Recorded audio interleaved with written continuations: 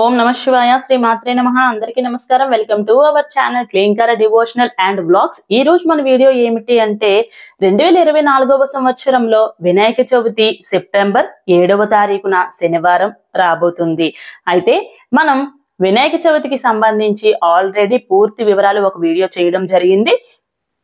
ఇప్పుడు రెండవ వీడియో ఏమిటి అంటే వినాయక చవితికి ఏ ఒక్క వస్తువు కూడా మర్చిపోకుండా ముందుగానే తెచ్చి పెట్టుకొని ఈ పూజా సామాగ్రి అంతా కూడా ముందుగానే ఇంట్లో సిద్ధం చేసుకొని మంచిగా భక్తిగా శ్రద్ధతో ఎటువంటి కంగారు లేకుండా పూజ చేసుకోవడానికి మీకు సులువుగా ఉండాలనే ఉద్దేశంతో పూజా సామాగ్రి వివరాలు ఈ వీడియోలో తెలియజేయబోతున్నాను. అయితే ఎక్కువ సామాన్లు అయితే మాత్రం నేను చెప్పట్లేదు, అవసరమైనవి మాత్రమే చెప్తున్నాను. వాటిని నోట్ చేసుకొని అవి తెచ్చుకుంటే మీరు చక్కగా పూజ చేసుకొనవచ్చు. అయితే గణపతి విగ్రహం లేదా చిత్రపటం, చాలా మంది గణపతి బొమ్మలు కొని మనం ఇంట్లో పెట్టి పూజిస్తాం కదా, ఆ విగ్రహం తెచ్చుకోండి. లేదు మేము విగ్రహం పెట్టుకోము అంటే చిత్రపటం తెచ్చుకోండి. పసుపు, కుంకుమ, గంధం, విడి పువ్వులు, పూలదండలు, తమలపాకులు, వక్కలు, అగరుబత్తి, కర్పూరం, చిల్లర పైసలు, మామిడి ఆకులు, అరటి పండ్లు, 5 రకాల పళ్ళు, కలసం చెంబు, తెల్లదారం, బియ్యం,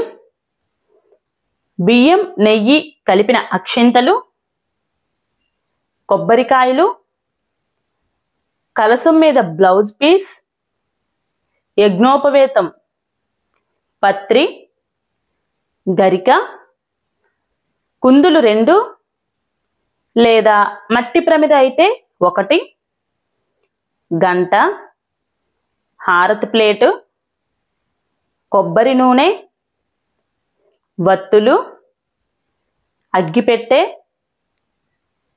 ఆసనం కూర్చొని చేస్తాం కదా మనం పూజ, కూర్చోవడానికి ఒక ఆసనం. అలాగే ప్రసాదాల విషయానికి వస్తే ఉండ్రాళ్ళు, అటుకులు, బెల్లం, వడపప్పు, పళ్ళు, లడ్డు, ఇలా మీ శక్తి మేర ఇంకేమైనా చేసుకొనవచ్చు. గణపతి విగ్రహానికి అలంకరణ వస్తువులన్నీ కూడా మీ ఇష్టం. మీరు ఒకవేళ ఇలా అలంకరించుకోవాలి, బ్యాక్ డ్రాప్ పెట్టాలి, గణపతికి పాలవెల్లి తెచ్చుకొని మనం ఎలాగో పళ్ళు కడతాం, అది కొంతమందికి ఆనవాయితీ ఉంటుంది, కొంతమందికి ఉండదు. అలా అది చేసుకునే వాళ్ళకి పాలవెల్లి. అలాగే గణపతికి ఏవైనా డెకరేషన్ చేయాలి, బ్యాక్ డ్రాప్ లో చేయాలి, చుట్టూ ఒక మండపంలా కట్టాలి, ఇలాంటివి ఏవైనా ఆలోచనలు ఇంట్రెస్ట్ మీకుంటే అవి తెచ్చుకోండి. లేదు అనుకుంటే సింపుల్ గా ఈ వస్తువులతో చేసుకొనవచ్చు. తరువాత ముఖ్యమైనది మరొకటి ఏంటి అంటే గణపతి వినాయక చవితి వ్రతం పుస్తకం తెచ్చుకోండి. వ్రత పుస్తకం ఉంటే మీరు వ్రతాన్ని పూర్తిగా చేసుకొని అష్టోత్తరనామాలు ఉంటాయి, అష్టోత్తరనామాలతో పూజ చేయాలి. అలాగే వ్రత కథ కూడా మనం చదువుకోవాలి కాబట్టి వ్రత కథ పుస్తకం ఖచ్చితంగా తెచ్చుకోండి. మీకు ఈ వస్తువులు ఉంటే చక్కగా మీరు కూర్చొని స్వామివారిని ఆరాధించి పూజించి ఆయన కృపకు పాత్రులు కావచ్చు. నెక్స్ట్ వీడియో ఏమిటి అంటే వినాయక చవితి పూజకు ఆచరించవలసిన నియమాలు, జాగ్రత్తల కోసం నెక్స్ట్ వీడియో ఉంటుంది. ప్రతి వీడియో కూడా మీకు చాలా యూజ్ అవుతుంది, తప్పకుండా చూడండి, ఎక్కడ స్కిప్ చేయవద్దు.